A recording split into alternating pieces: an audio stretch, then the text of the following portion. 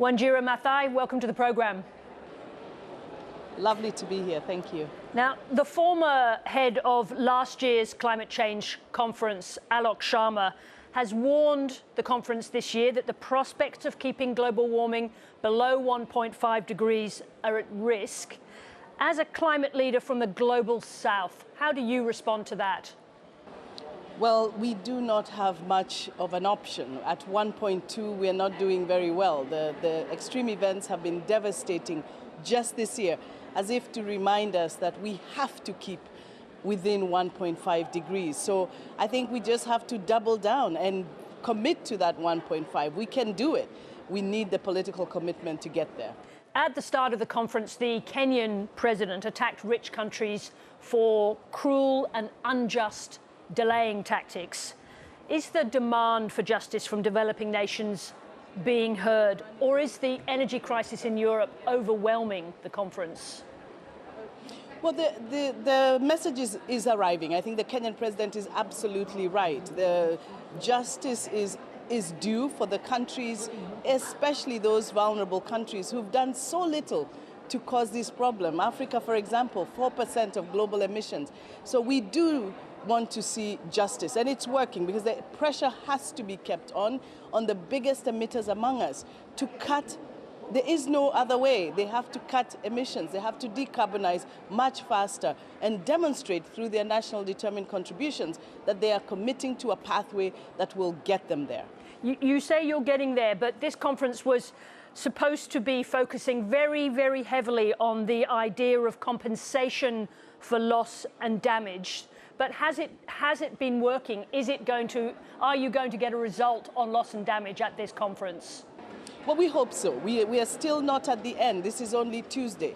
Let's remember that this is the first time that loss and damage makes it on the agenda at all. We're making significant progress. We have to do more, but it's a step at a time. Loss and damage is on the table, the discussions on a finance facility, and many other developments, countries coming forward and putting resources on the table for loss and damage. Absolutely. We cannot ignore the fact that there are significant countries. Pakistan, a third of the country was underwater. Even when lives are saved and the water subsides, there's a significant amount of loss to property and businesses and livelihoods. We have to invest in ensuring that we not only avert and minimize, but we address loss and damage. This is part of the Paris Agreement, so we can't avoid that. I think that we see this discussion on the table today is significant progress. We are not yet at Friday. We hope that by Friday we have seen significant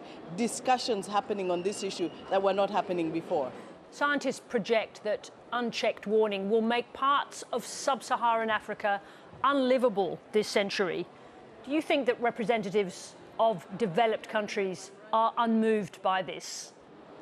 Well, they ought to be. I think one of the tragedies of our time at the moment is that we're living in unempathetic times. That has to change, because making parts of this world unlivable will only be difficult for the rest of us, because as a human family, we have to make sure that everybody is fine, because nobody will be fine if others are suffering. So we have to ensure that we build adaptive capacity.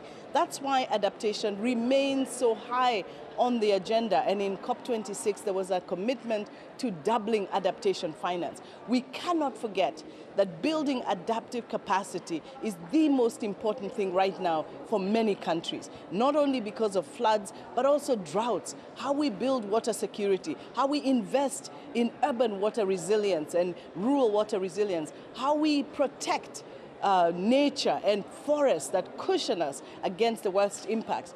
These adaptation strategies are more important now than ever. That's why the finance is important. But even in countries, let's not forget, countries are already spending upwards of 15% of GDP. These are the most vulnerable countries around the world to cushion themselves against a problem they did not cause. So we know they're doing their part. I think the rest of the world, especially the big emitters, the G20, have to do their part. I want to ask you another specific question about Africa. Who pays to protect the Congo Basin, you know, the second largest rainforest in the world? What happens if the money to protect the Congo Basin is not forthcoming?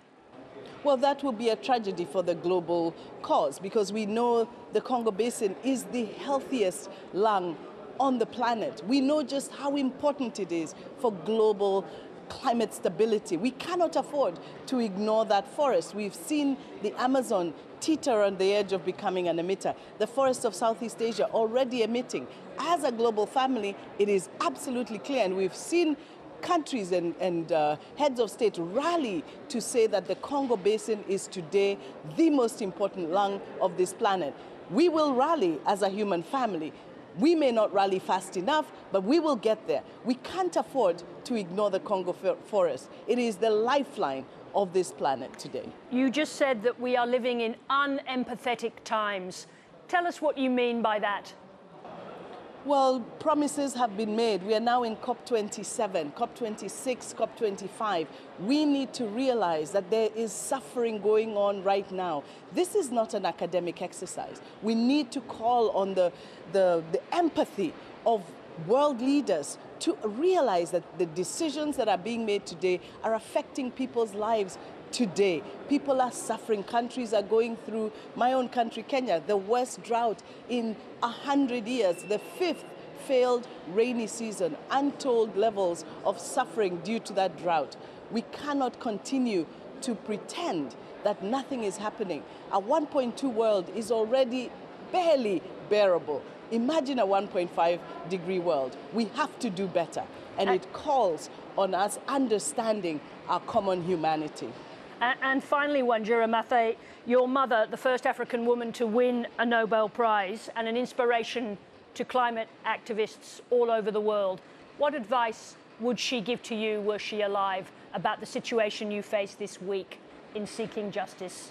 Well, she would definitely be telling us to keep the faith, fight the good fight, and finish this race. We owe it to our generation and the next generation to do much better. We know what's at stake. We just have to muster the courage and the commitment to do it. She would urge us to keep the faith. Wanjira Mathai, thank you very much indeed for your time. Thank you.